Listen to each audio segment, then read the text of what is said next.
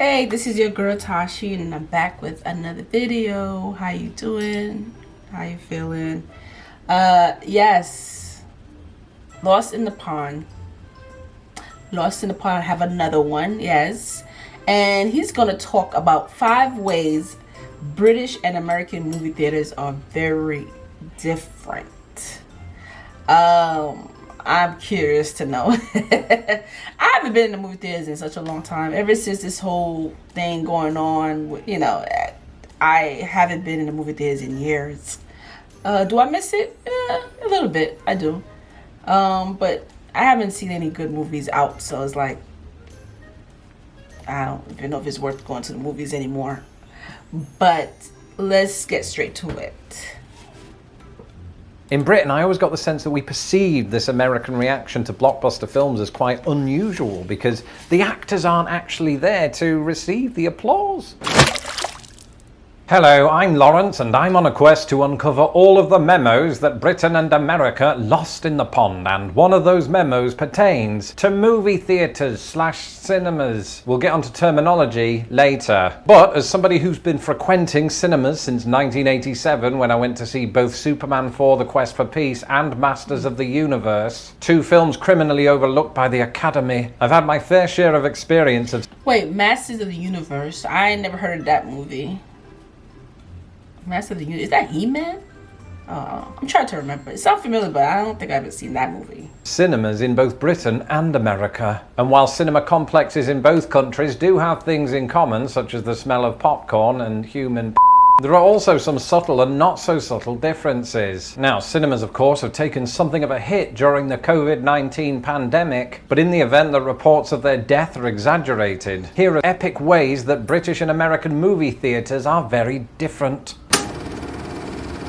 I suppose the first difference that I noticed when it comes to cinemas was that some of the cinema chains that I was used to in Britain either don't exist in the United States or just aren't as prominent. Back home, if you're looking for a multiplex cinema, you'll want to Google one of the big 3: Cineworld, View Cinemas, and Odeon. In the United States, the big 3 are completely and utterly a little bit different. Those are Cinemark theatres, Regal Cinemas, and the really big one, AMC, which happens to own Odeon in the United Kingdom.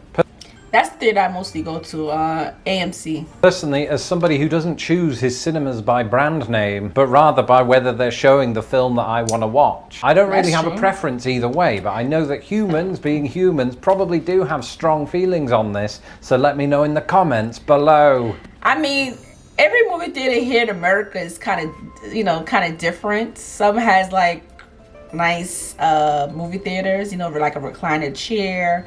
Some serve food and stuff like that. So every movie theater here is different. So some people just have preference, and I do. I just like a nice cozy movie theater, one that's very relaxing.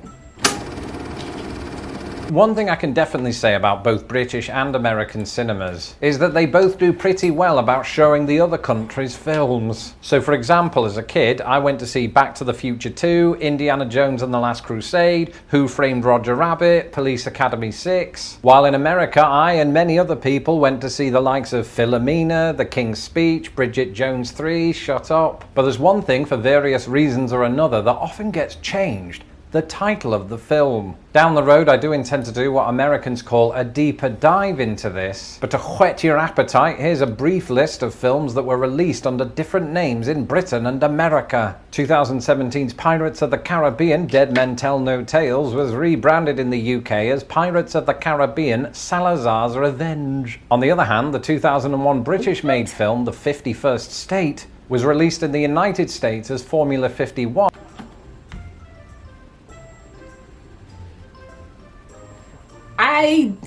It's so crazy. I thought he was gonna talk about the movie theater, like far as the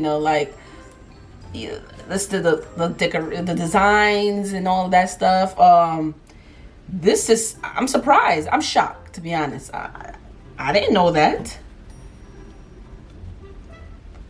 Owing to the perception that the original title would somehow be offensive to American audiences. Because in this context, the expression 51st state refers to America's perceived dominance over Britain. And, you know, from experience, that's how most Americans see our relationship, so why on earth did they change it? One that's quite personal to me, having lived in the US state of Indiana, is the film Hoosiers. But because the term Hoosiers is a demonym for people from Indiana and is little known outside of the United States, this feel-good sports film was renamed Best Shot in the United Kingdom. And I only discovered recently that a film that was released when I was a kid called Bigfoot and the Hendersons was released under the slightly different name of Harry and the Hendersons.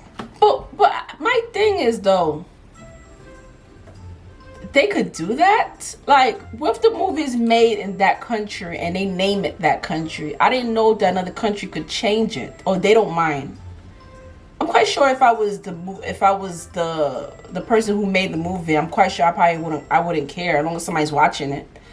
But I'm sorry, y'all. I'm just blown away. In the United States. Now, there are an absolute boatload of different title variations, so if you would like to learn more about these, subscribe to my channel so that you get notified when I begin my deeper dive. And then, of course, there's the very important question of cinema snacks. And for Americans visiting Britain, don't worry, we do popcorn, hot dogs and soft drinks, although probably at a smaller size. Some cinemas will also allow alcoholic beverages. I suppose the major difference that really stood out to me was the type of candy and or sweets, as well as pre-packaged savoury snacks that you can pick up at concession.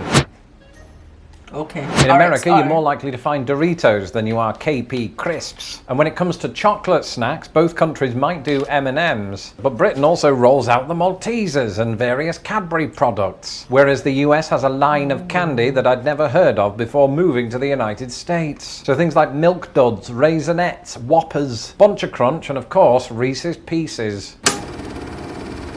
Now, one thing that separates British moviegoers from their American counterparts is the way they show their appreciation for a rousing major blockbuster. In Britain, if we love the film, we don't really do anything except sit there in silence with an upper lip that remains as stiff as the acting in the Twilight Saga. We walk out and then we talk about the film in glowing terms. In America, it can be different. I remember at the end of Star Wars Episode 7, The Force Awakens, a film that is universally loved and isn't divisive whatsoever, everybody in this Indianapolis cinema just stood up and applauded and cheered like they were at a baseball game. I take that back. Nobody cheers at a baseball game. They just, talk to each other and drink beer. Now, I should clarify, this reaction isn't normal for most movies, right?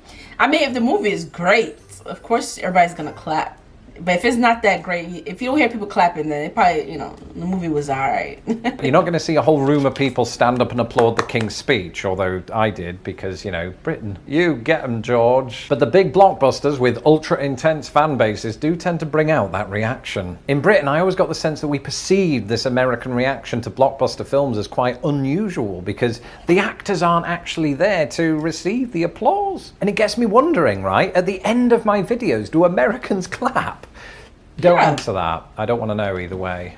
And we can hardly talk about the differences between British and American movie theatres without discussing the words that each country uses to navigate it. Firstly, there's the building itself. Throughout this video, you've heard me interchangeably use the words movie theatre and cinema. Cinema perhaps being the most prominent word for this in the United Kingdom. While in the United States, where cinema is used to a lesser extent, movie theatre is more common. It's worth noting in this case that theatre is famously spelled differently from how it would be in Britain, where we've retained the old French spelling. However, even though I knew this difference when moving to America, I was surprised to find that America often retains the old French spelling when referring to the type of theatre that has a stage with actors who can appreciate your applause. Of course, Americans might also simply say, "We went to the movies." And for me, an equivalent of this in Britain is when we say, "We went to the pictures." Because, a movie is just moving pictures. Either way, there's a pretty good reason that Brits are less likely to say the movies or movie theatre.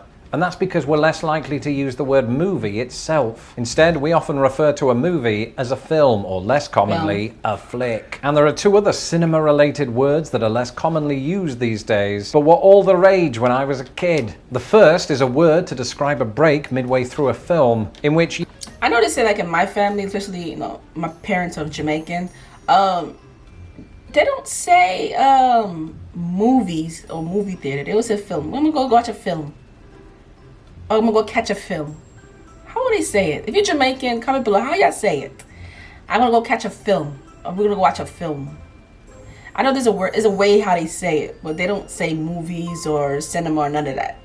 You know, you head to the loo or pick up extra refreshments, ideally not at the same time. In Britain, we always called this the interval, whereas in America, it's known as the intermission. And time was when cinema going was so popular that people would line up down the streets just to get in the building. In the north of England, a common refrain for this was, "We had to queue up around the corner." Whereas in America, it might be something like, "The line ran for 3 blocks." Contrary to popular belief, by the way, this likely didn't inform the origin of the word blockbuster, which seems to have derived from the name of an aerial bomb capable of destroying whole blocks of buildings. I remember movie theaters to be, oh my, last time I remember going to the movie theaters, well, the line wasn't really that long, but when I was younger, I remember the line used to be so long. The line used to like go around the corner of the block, but it's not like that anymore. And they closed on a few movie theaters down here, so. And, you know, maybe that gives rise to why people describe things like Superman 4: The Quest for Peace as a box office bomb. That's it for this episode. Let me know in the comments below if you frequented cinemas in either countries and what your thoughts were. I'm Lawrence Brown. You can follow me on Twitter at LostInThePondUS, and don't forget to subscribe to my channel so that my videos don't get lost in the pond. A massive thanks to the people that make these videos happen. That's my patrons, who I get to interact with every Friday on my secret live stream. Yeah, go check him out, y'all. Go check him out. Wow. Don't forget to subscribe to my channel. Also, don't forget to check these videos I have right here by Lost in the Pond, and subscribe to his channel too. You know, he's a good man. He's a good man. I like the stuff that he shared with us. We all learning from him. And yeah, and I'll see you later. Peace.